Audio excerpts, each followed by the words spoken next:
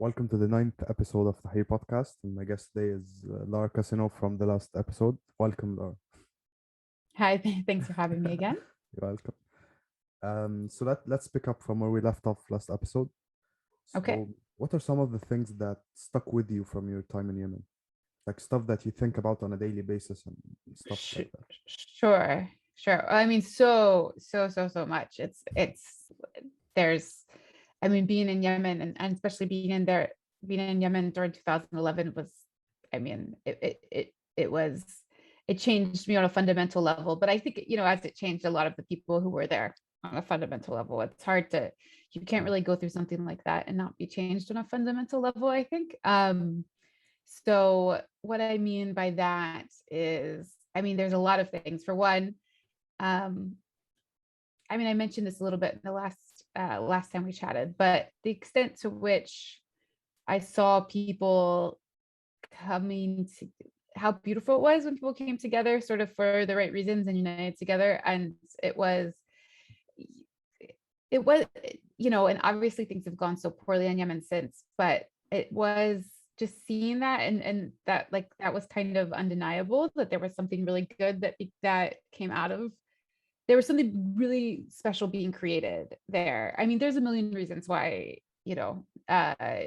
Yemen's is where it is today, and it has a lot to do with a lot of things. It doesn't have anything to do with the independent young people who came to protest and full of hopes and dreams, and that if they seeing that happen and seeing sort of, I don't know, just the idea of the beauty that comes from that is something that has stuck with me. And it's kind of it's come full circle at this point, because for a while it was, Yemen is is stuck in a horrible war and is divided in a way that is it's hard to see how it's going to overcome what the state that it is now, and sort of the divisions in both society and just literal political divisions that are happening now. But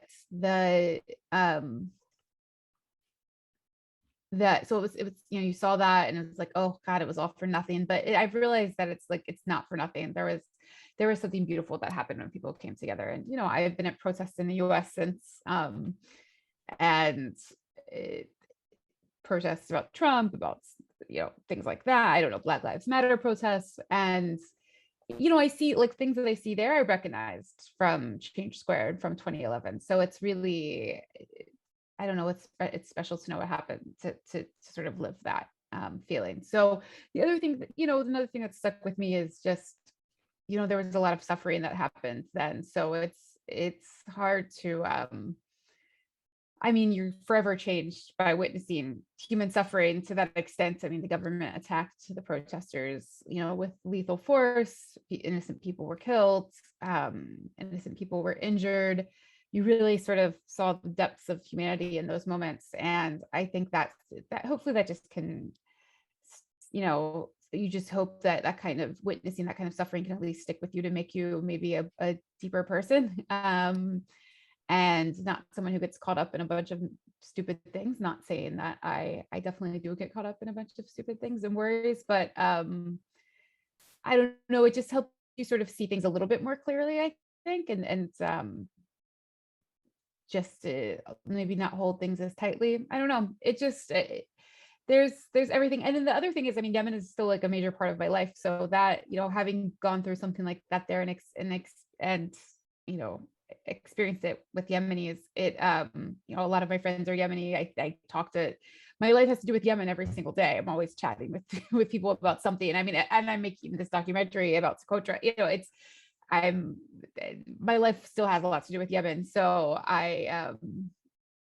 because of that, I can't really, I don't know, I can't just like let it go or move on or something, because I'm, as a white American, I don't have to think about Yemen anymore. I can leave. But I don't know, something changed in me that I'm not able to do that. So I'm happy to continue to have, Yemenis as friends and Yemen as a part of my life moving forward from there. Both like personally in terms of friendships, and then also professionally in terms of like things I want to pursue. So I hope, I hope to go back at some point. Mm. And you were recently in Socotra Island, right? I hope Yeah. I'm pronouncing that right. Yeah, how Yeah, was that yeah. trip? How are your feelings? And Oh yeah, so that was really special because it was the first time I'd been back to Yemen since 2012. It's I didn't know, we didn't know the war was going to happen to the quite the extent that it happened. So I was always kind of thinking of going back, and then in 2015 it became quite difficult to go back to the north, particularly. I mean, I could go to southern Yemen, but so in the early 2020, right before the pandemic, I went with a British filmmaker and a sort of a friend, an American Italian friend who lived in Yemen and grew up there and had been to Socotra many, many times. He came along to help produce this documentary that we were trying to shoot there. So it was really special or the plane stopped on the way to Socotra. The plane flew from Cairo to Seyoun, which is a city in southern, kind of southeastern Yemen, and then it went from Seyoun to Socotra, and you had to get off the plane in Seyoun, and I was so excited to just be in Yemen, it's just at Seyoun airport, and from the airplane on the way there, you could look and see these like really spectacular sites in the Hadramaut, which is Shibam, which is like this like ancient city of like skyscrapers, but it's kind of well known with regards to like Yemen, sort of Yemen's history. And we saw that from the airplane, and saw Hadramaut's beautiful from the airplane. So it's beautiful on the ground too. And I couldn't believe I was seeing it. It really felt real that I was back in Yemen. So that was really special. And then being in Socotra is like a really interesting place because it's a bit unique from Yemen, but then there's some similarities, and that because it's like an ancient culture from the islands, and Socotra speak their own language, which is a pre-Arabic Semitic language. But as well, there are lots of Yemenis in Socotra now. They're coming there to work because to work in the restaurants, but then also there's a lot of construction happening there, and it's being developed a bit, which is a bit has to do with what the UAE is doing on Socotra. And they're sort of buying up some land and just doing some slow development of the island. And so there's jobs there. So there were lots of Yemenis there. And it felt very much like I was in Yemen, but it was weird. I was sharing this with my friend who was there, who also, this friend was like, grew up in Sana'a, and we were saying it hadn't been back to Yemen for a while either. And we were saying it was so strange to like be in Yemen, hearing Yemeni Arabic everywhere, eating Yemeni food, like having a very Yemeni restaurant experience, which is a very like Yemeni restaurants are very much a part of the culture, and they're a thing. There's like fast-paced energy and things like that. It was weird to be in Yemen, but also feel very safe because even when I was there 2011, 2012, and then left, it was not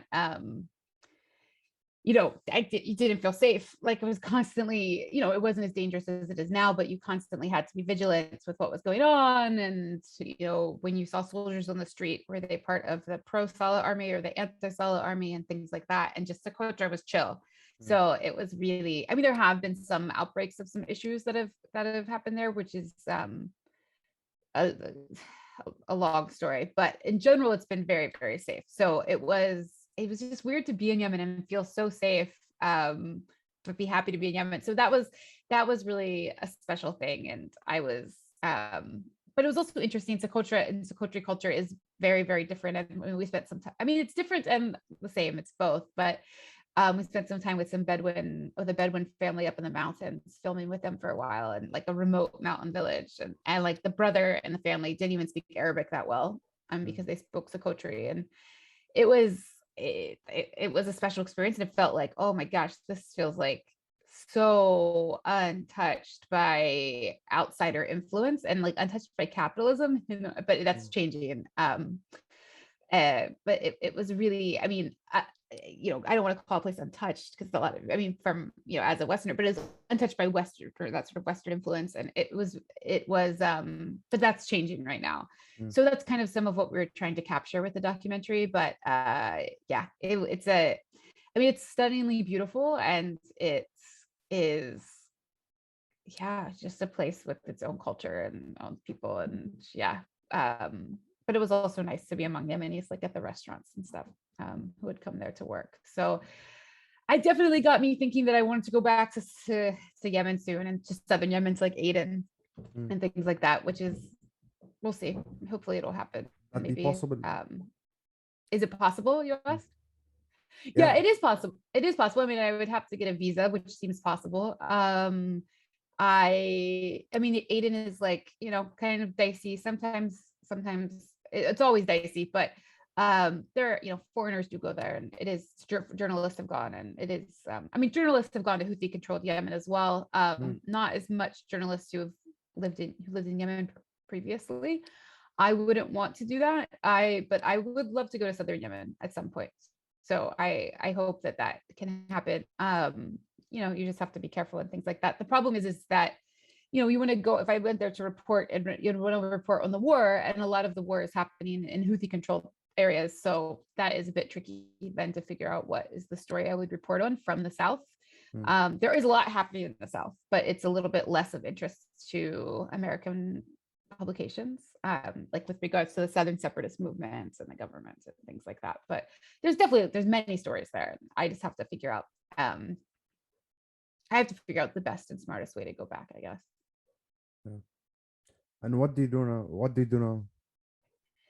Yeah, so now I do a lot of little things. But I've started to work a bit in documentaries and documentary filmmaking. I live now in Los Angeles, so I'm making my own documentary about Socotra, but then I work as a producer on another very America-focused documentary that's being made. And I sort of still do some writing and editing and reporting here and there, but generally what I moved back to the US in 2018. Kind of, or 2019, I guess, a bit because of some family reasons, and then family health reasons. And then I thought it'd be a good opportunity to maybe try to pivot some into working on film, because it's something that I've always wanted to do. And I just was reporting print and living overseas, so I didn't get into it that much. But it's been good. It's sort of slowly happening. And I mean, the pandemic was kind of nuts, but now it sort of is happening and the ball is rolling on that. So I hope to do that a bit more, but I'm still trying to write. I mean, I don't want to sort of abandon writing, and I'm still trying to do some reporting, but I'm also trying to maybe get a little bit more into maybe some more creative writing focused things. So that are a little bit less journalism and maybe a bit more creative writing. So trying to do that. But yeah, I still, it's still kind of a journalist here and there, though it looks a bit different these days. I have some dreams of getting of like going back for a master's in Arabic or something like that, and getting into literary translation. Though we'll see if that ends up happening. I don't know, but it might. A master's is a big commitment for a lot of reasons. So, and I ran away from getting a master's degree before, so I might do it again. But I would love to get into literary translation, but my Arabic is not good enough right now. So I would love to do something to sort of crank it up a notch and see where it goes from there. But I've realized I'm someone who likes to do a lot of different things. And I think what happened is, having worked in breaking news in Yemen and throughout the Arab Spring, I realized that wasn't necessarily for me. I didn't really want to work in breaking news so much, because it also I felt like a bit pigeonholed by that. And so yeah, I'm always sort of someone who likes to do various things, and then also pursues things that are I mean, there's breaking news is very important. I think that I like to sort of take a step back and maybe approach things a bit more slowly, and a bit more like sort of long form feature journalism, which is what I was doing before I moved back to the US. And what I'm still hoping to do now, but mixed in with the filmmaking. And are you still in contact with Yemenis that you've had relationships with in Yemen? Yeah, like friends? Yeah. I mean, yeah. I mean, the sad thing right now with Yemen, and a lot of the Yemenis I knew were Yemenis who were able to get out. And so not all of them. I mean, a lot of them are still in Yemen, but a lot of them got out, so they're sort of spread around, with like maybe with refugee status somewhere, or as a student somewhere, or maybe living in Cairo, maybe living in Beirut, because of the war, people left and looking for opportunities. So a lot of people I know are spread out, but we try to stay in contact, as much as possible. I know that one thing that was quite sad, and a Yemeni friend sort of has brought this up to me, who's now a refugee,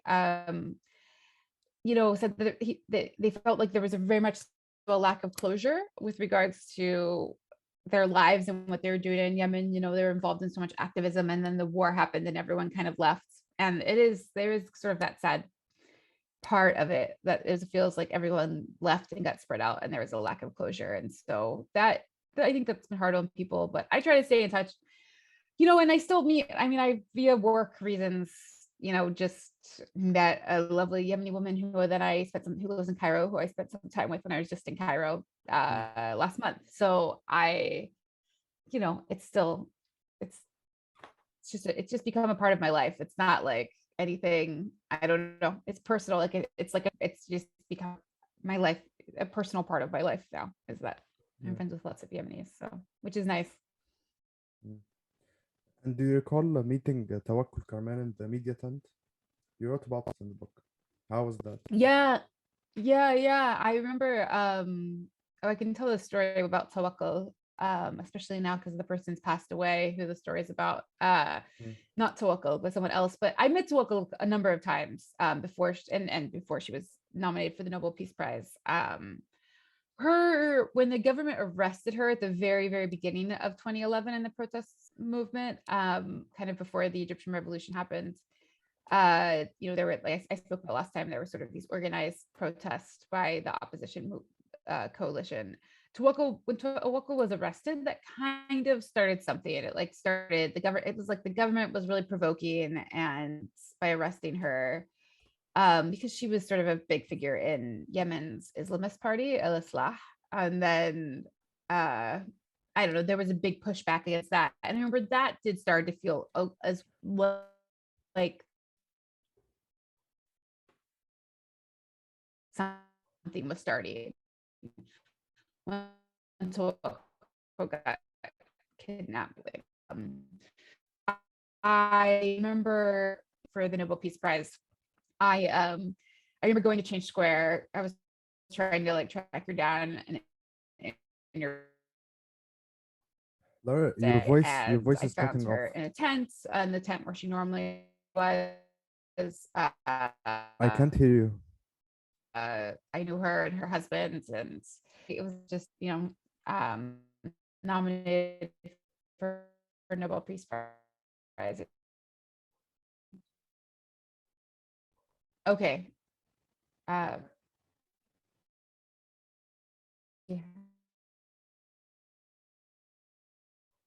How about now? Should I Can you close your camera? Maybe it might be.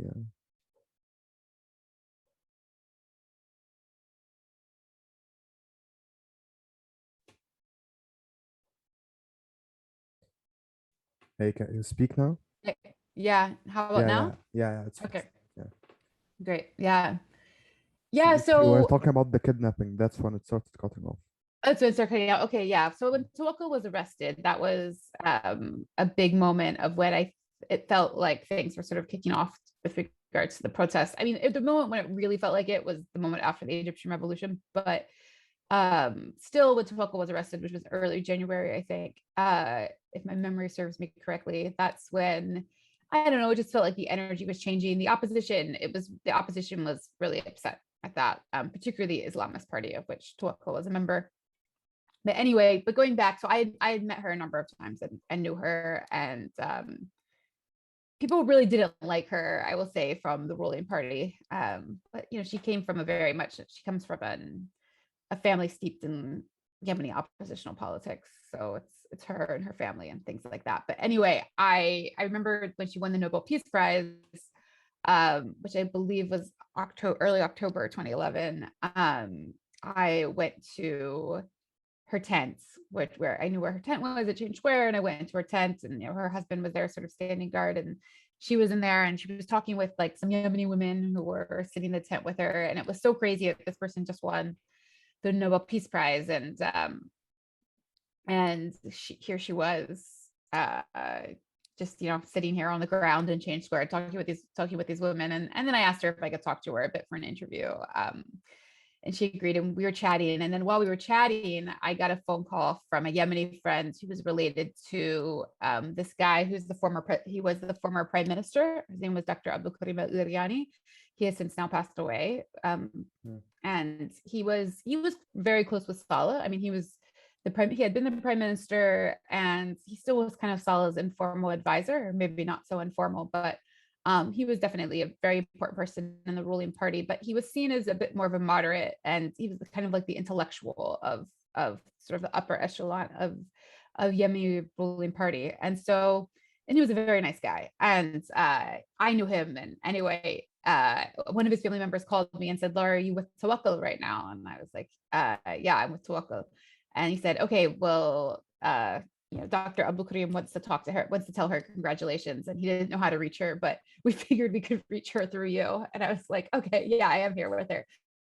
And that Dr. Abdul Karim called my cell phone, and I handed the phone to Tawakkol, and Tawakkol talked with him for a bit. So it was really, is that the story? Or maybe it wasn't him. Maybe it was Hadi who wanted to talk to Tawakkol, the president. Oh God, now I feel like I'm getting the story wrong. No, I think it's okay. Hadi. I think it was Hadi. Hadi, not Dr. Abdul Karim. Okay, so what happened? No, okay, let's go back. Okay, sorry, I forgot this. Yeah, I forgot how it went. Okay, so no, Dr. Abdul Karim called me. This is what it was. Dr. Abdul Karim called me, who has since passed away, and said, where are you, Laura? Because I knew him, so it would be weird for him not to call me directly. So yeah, that's how the story went. He called me directly and I said, oh, I'm in the tent right now with Tawakkol. I said, oh, well, Hadi wants, who's now the president of Yemen, Hadi wants to tell her congratulations. So yeah, so I said, oh yeah. So then I like handed my cell phone, or maybe then he said, I'm going to hang up and a number is going to call you and it's going to be Hadi or something. And at that time, I mean, it seemed pretty clear. I mean, Hadi was the vice president, and it seemed pretty clear that Saleh probably was going to step down and Hadi was going to become president. I mean, it was still in negotiations, but anyway, then I gave the phone to Tawakkol, and Hadi told Tawakkol congratulations. So that's how it went. Yeah. Oh my gosh, I forget. But I was like, okay, this is kind of ridiculous, being as the mediator, but that's how Yemen was. It was a small world, so it was, it's a small world, which is part of the reason why it felt, why it was lovely in a way. Everyone kind of knew everyone, but yeah, I remember that. And Tawakkol talked to him. I mean, they were definitely on opposite sides of a political fight, and they, though maybe a little bit less so now, but anyway, they, yeah, Tawakkol has since done a lot of stuff. I haven't totally followed her and her activism career since the Nobel Peace Prize, but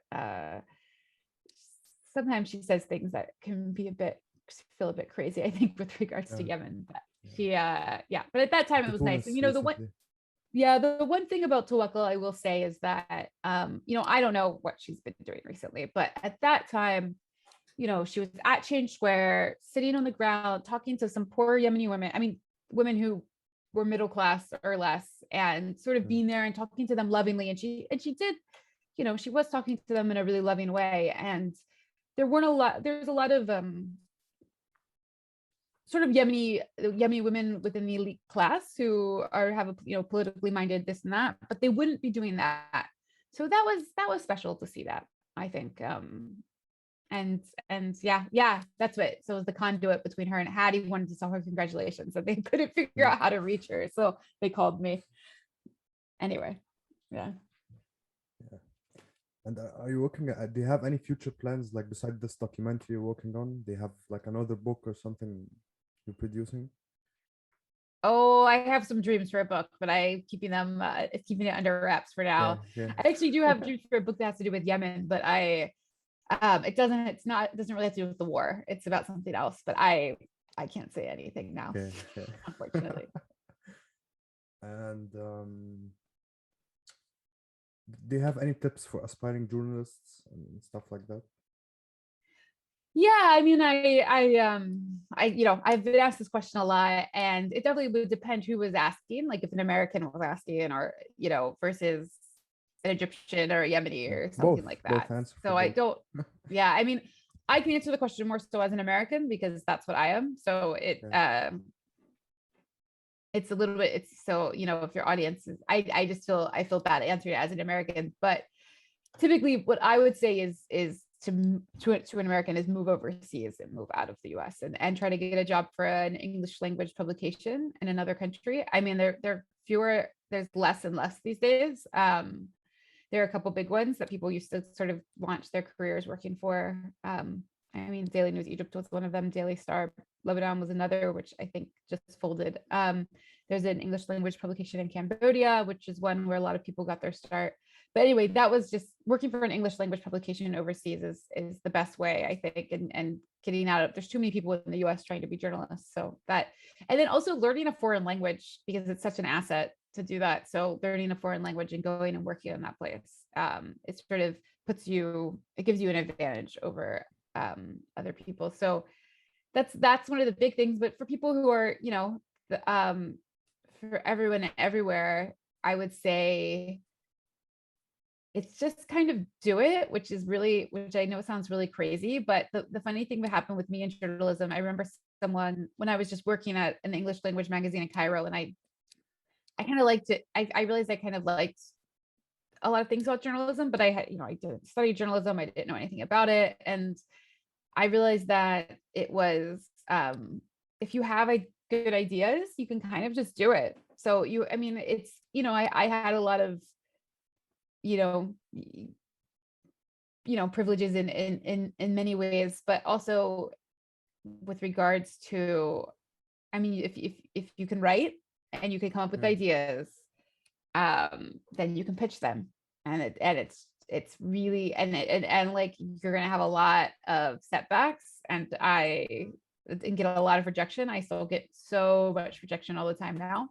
But it's so much rejection. So, but it's, you just have to be used to putting yourself out there and pitching, but definitely start small first, like, pitch sort of really smaller publications, and then also, at the beginning, have another job, because it's impossible to actually make money doing it. So when you're first, it's hard to make money doing it at any point, but particularly when you're getting started. So don't have it be your main source of income. See if you can, do part-time or something like that. But it is just a matter of sort of, and then also like meeting people, always being open for what's a story, cultivating relationships, and just like consuming a lot of news as well. Really, I notice when I read, the more that I read sort of, magazines and things like that, and keep up with reading things, the more new ideas come to me. So it's a matter of consuming a lot, but then also putting yourself out there, because whenever I am out there reporting, doing something, I always get ideas for other stories. So being in the field, working also always like gives ideas for new things. So I don't know if that helps as well at all, but it really just is. And it's also a lot of luck. Everything is a lot of jobs are a lot of luck, but journalism is a lot of luck. So being in the right place at the right time has to do with a lot of how successful one is as a journalist. Unfortunately, sadly, that's the truth. So during the last episode, we didn't get into like the process of how you came to write this book. Like initially, did you have this thought of writing a book on your experience in the back of your head, or how did that happen? Because it's written here that it was published in 2016, so that's nearly like 3 or 4 years after you've covered Yemen. That was probably the paperback was published then. I think the hard copy was published in 2014, but or maybe 2015. Oh God, I don't know. I should know that. No, I didn't think about writing a book until the very end. I remember the idea first came to me in August 2011, after sort of a lot of stuff had already happened with regards to the Arab Spring in Yemen. It felt like it's a good question. I felt like I had to process all of what had just happened. I felt like what had just happened was a book as well. I felt like this was an insane thing. It was a year, and it was insane in Yemen. For Yemen, what happened was insane. Not a lot of foreigners were witness to it.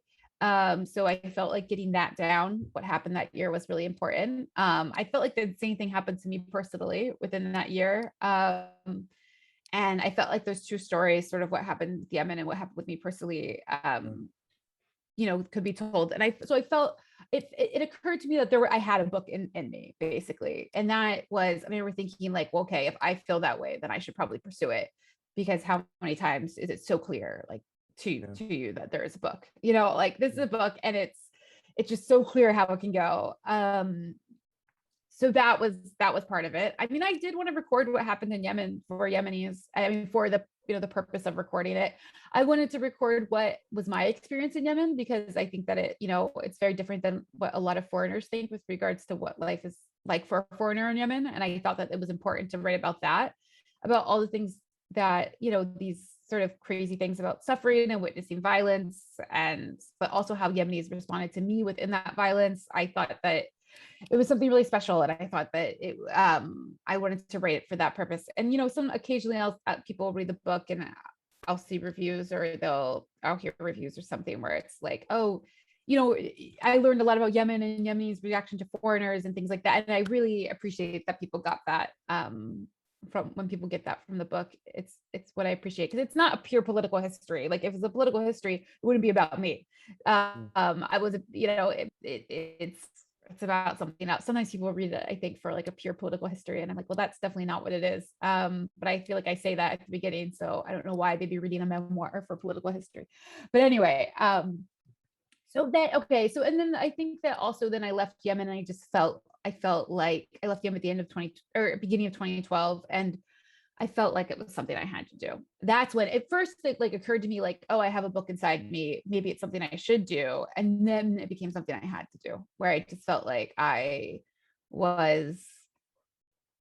had to process everything that had happened. I didn't know how else to process it. It seemed like the only way to process it and think through everything. And I just felt like I had to do it, because it was all so extreme and insane. Particularly with regards to the violence, but then just also just everything that had happened. I know politically everything that had happened, personally things that had happened to me. I think that I learned a lot about, at the end of my time there, I felt like a little bit more entrenched in elites than I wanted to be. And I was like, how did that happen? I mean, it's crazy how that happens, but I, as a privileged person in a place that you would get entrenched with the elites. But I just didn't like it. I just wanted to see how I became the person. I felt like I needed to write the book to see how I became the person I became at the end of my time in Yemen. So I'm great, and I'm grateful that was able to happen, and I had the opportunity to do so. Yeah. How long did it take you to finish the book? Not long enough. It should have taken longer. I had a lot of pressure to finish it really quickly. So it took let me think, 2012, I mean, a year and a half, but it should have been, I wish I had more time, honestly. It was, to finish it to when it was the final version I started writing it a year and a half, but I wish that I had a lot of pressure from my publisher to finish it really quickly. And I feel like I wish that hadn't been the case, but it was. So since we don't have much time, do they have any closing remarks? Your thoughts on Yemen, where you see Yemeni politics is going, anything of that sort? Sure. I mean, I don't follow Yemen in super detail anymore, so I don't want to make some sort of I don't know, make some political analysis. I also learned when I was in Yemen that predicting anything in Yemen is not a good idea, because things always go away you don't assume. But I mean, it's really terrible that it's gone the direction that it's gone, and it has to do with a lot of things. I mean, Hadi has been an absolutely horrible president. So who he's surrounded with and who he surrounded himself with, and it's brought up a lot of problems, and it just never, there's a lot of reasons why it's gone the way it's gone, but I obviously, the Saudi Arabia and sort of the Arab coalition getting involved in things has only served to make the situation worse in a lot of ways. So both in terms of the fact that they've, people dying and just war, but also the blockade and what that's done, and that's entrenched the Houthis more. I mean, the Houthis make a lot of really horrible political decisions as well, and I don't know if they're just there needs to be a sort of a renegotiation of things, but the Houthis seem like they're going to be in control for a while, and there's nothing that we're going to do about that. And Saudis definitely aren't going to win. in their war against the Houthis. So it seems pretty silly to keep trying. But anyway, that whole thing is, like I said, a lot of people know a lot more about that than I do at this point. More so what I hope is sort of, the reconciliation and the beauty that I saw at Change Square, that won't be forgotten and whatever Yemen is in the future. But